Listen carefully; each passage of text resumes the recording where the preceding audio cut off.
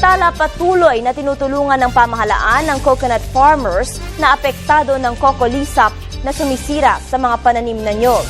Sa taya ng mga otoridad, posibleng sa 30 bilyong piso ang halaga ng pinsala sa mga pananim kung magtatagal ang pamemeste ng mga coco lisap ng hanggang 6 na buwan.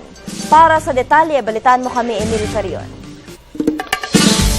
Coco lisap, isang uri ng insekto na nakakasira at nakakahawa sa malaking bahagi ng mga plantasyon ng niyog sa katimugang Tagalog kasama na ang Batangas, Quezon, Laguna, Cavite at maging sa Basilan sa Mindanao. Ngayong kasalukuyan ay mahigit na sa 1 milyong mga puno ng niyog ang natamaan na ng peste. Ang iba pang mga lugar katulad ng Oriental Mindoro ay gumawa na ng mga preemptive measures na ginagawa para masalag ang negatibong epekto sa kita ng mga magsasaka ng niyog.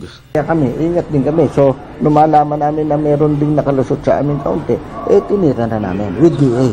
Ini-eleksyonan at saka i-spray sa taas.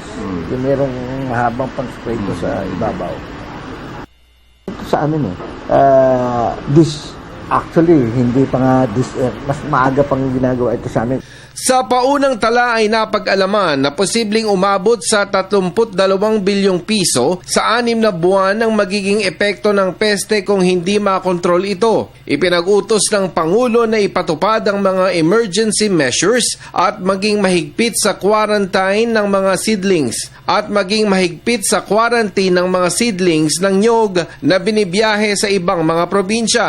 Mahigpit na ipapatupad ng PNP ang pagkakaroon ng mga pahintulot o permit at kung hindi ay kukumpiskahin ang mga seedlings at maging ang mga produkto. Ayon kay DILG Secretary Mar Rojas, dapat lamang na ang lahat ng mga opisyal ng lokal ng Quezon ay sumuporta para protektahan at pangalagaan ang industriya ng niyog ng bansa. Para sa ating mga local chief executives, na marami ng training with respect to pandemics and epidemics, yung mga protocol, ganun din po ang sundin natin. Kasi yung paglipat ng disease, kumbaga nagpapatay sunog tayo rito, hahayaan naman natin lumipat yung apoy o yung sunog sa kapitbahay, di ganun din kakalat at kakalat. Itinalaga ni Pangulong Aquino si Kalihim Francis Pangilinan para mangalaga sa tugon ng pamahalaan upang mabawasan ang masamang epekto ng coco lisap. Naapektuhan na ang mga fruit-bearing trees tulad ng mangosteen at lansones. Sa una, 750 milyong piso ang inilaan. Si dating Quezon Congressman Danilo Suarez ay nanawagan kay Pangilinan para gamitin ang Coco Levy Fund para mapagkunan ng pondo para isalba ang coco industry na kumikita ng 2 bilyong dolyares sa pag-export at nagbibigay ng kabuhayan sa 3.5 milyong mga manggagawa at mga magsasaka ng niyog. I'm happy that Secretary Pangilinan is moving already with speed. Talagang they're moving now and they have set up direction how many trees will be treated every day, ganon. And